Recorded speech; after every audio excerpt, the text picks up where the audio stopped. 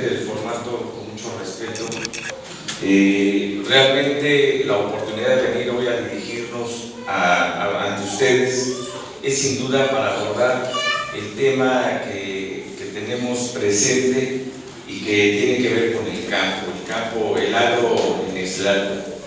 En esa intención, perdón, yo traigo aquí básicamente una serie de datos que estoy tomando referente a la convocatoria, en donde a lo mejor no es el ánimo el hecho de exponer la propuesta que tenemos, sino más bien hacer un diagnóstico de lo que sucede en el campo en Nextlalpan.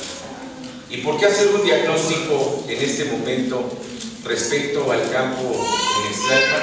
Simple y sencillamente porque existen muchas visiones, a veces parecieran encontradas, que lo único que representa es que al interior del ejido exista un conflicto de intereses. Esto básicamente es lo que no nos ha podido permitir crecer como deberíamos ya haber crecido a estas alturas de nuestra historia en el campo mexicano y más aún en el campo de Nextlalpan. Los núcleos agrarios, sin duda, surgen del reparto agrario que se empezó a cristalizar a través de la ley del 6 de enero de 1915. ¿Y por qué señalo ese punto de partida? Para que hagamos un recuento de cuántos años son los que básicamente tenemos de rezago aquí en el municipio y básicamente se genera a rango constitucional a través de la Constitución del 17 y bueno, pues todos sabemos muy bien que aquí se empieza a detonar una serie de reparto agrario. Más de la mitad del territorio nacional se sustenta bajo esa premisa de que la tierra sea para que la trabaje. Sin embargo, pues no deja de ser la herencia de la revolución. ¿Qué ha pasado con esos hijos de la revolución?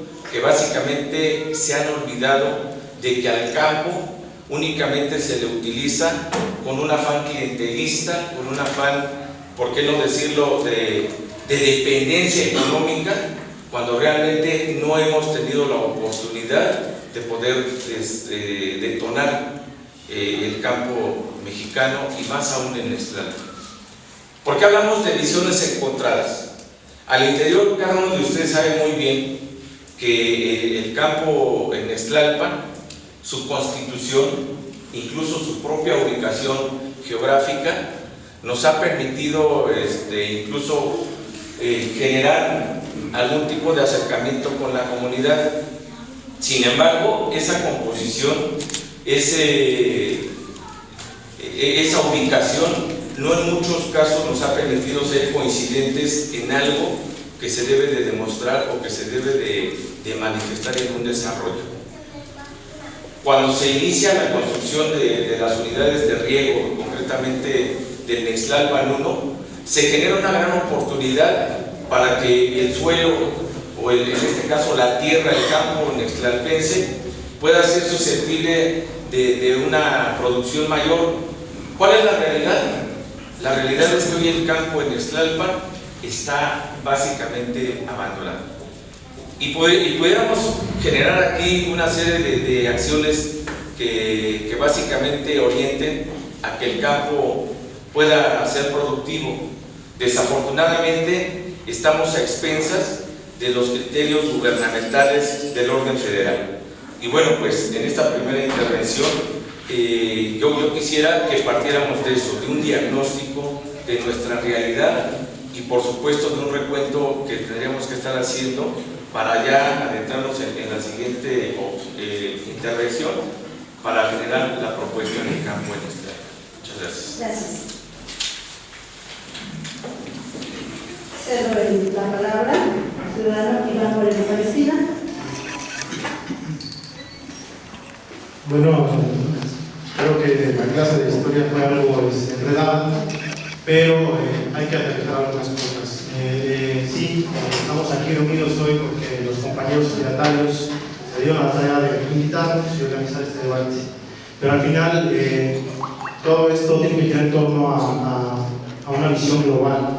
El campo es parte importante e indispensable del desarrollo municipal, como como lo es del desarrollo del país, pero no depende únicamente de la cuestión campesina o del sector agrario, depende de muchos factores, incluso la parte cultural que tenemos abandonada.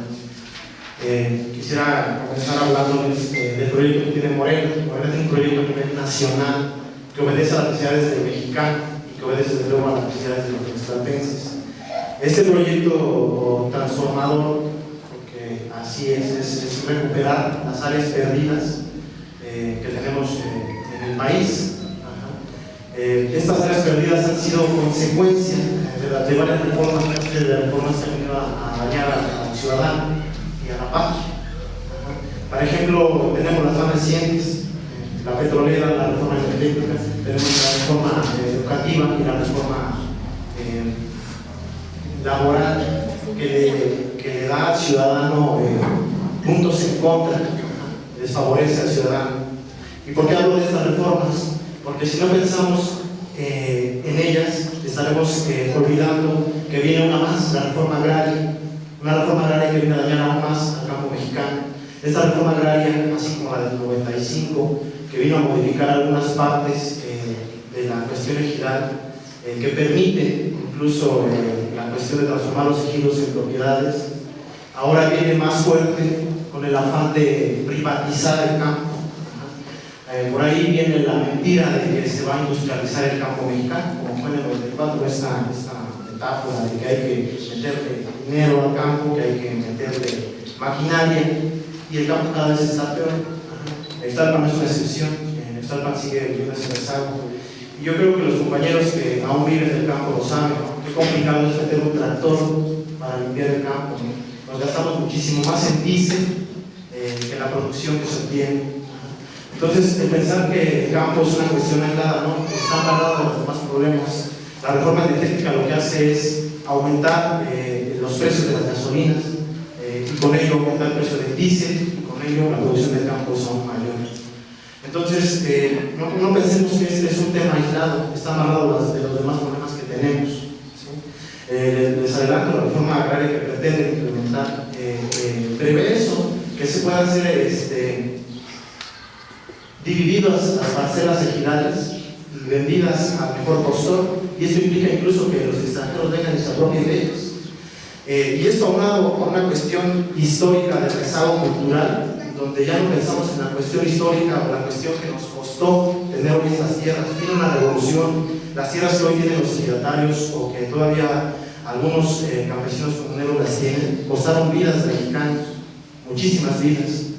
Y a lo mejor hay personas adultas que aún conservan esa visión de rescatar el campo, pero desgraciadamente la juventud la va perdiendo, ¿no? En esta necesidad mediática que tenemos de tener algo material, algo que vivir, comenzamos a hacer las formas para que el campo sea vendible, para que sea rentable, para que se deje al lado la cuestión de la producción.